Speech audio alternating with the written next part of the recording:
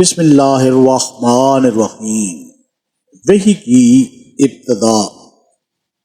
ابن شہاب کہتے ہیں مجھ کو ابو سلمہ بن عبد الرحمن نے جابر بن عبداللہ انصاری رضی اللہ عنہما سے یہ روایت نقل کی کہ آپ صلی اللہ علیہ وآلہ وسلم نے وحی کی رک جانے کے زمانے کے حالات بیان فرماتے ہوئے کہا کہ ایک روز میں چلا جا رہا تھا کہ اچانک میں نے آسمان کی طرف ایک آواز سنی اور میں نے اپنا سر آسمان کی طرف اٹھایا۔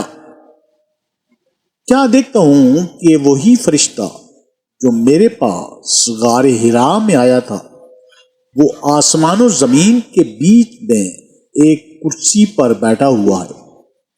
میں اس سے ڈر گیا اور گھر آنے پر میں نے پھر کمبل اوڑھنے کی خواہش ظاہر کی۔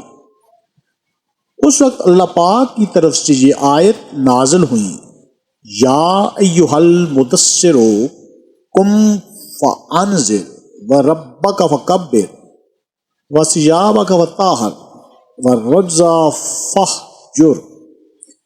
اے لحاف اوڑھ کر لیٹنے والے اٹھ کھڑا ہو اور لوگوں کو عذاب الہی سے ڈرا اور اپنے رب کی بڑائی بیان کر اور اپنے کپڑوں کو پاک صاف رکھ اور گندگی سے دور رہ۔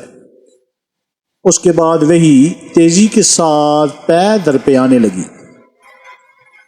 اس کو یحییٰ بن بکیر کے علاوہ لیث بن سعد سے عبداللہ بن یوسف اور ابو صالح نے بھی روایت کیا ہے، اور عقیل کے علاوہ زہری سے حلال بن رداد نے بھی روایت کیا ہے۔ یونس اور معمر نے اپنی روایت میں لفظ فوادہ کی جگہ بوادرہ نقل کیا ہے۔ ویڈیو کی مزید تفصیل کے لیے یوٹیوب چینل کا وزٹ کریں۔ شکریہ۔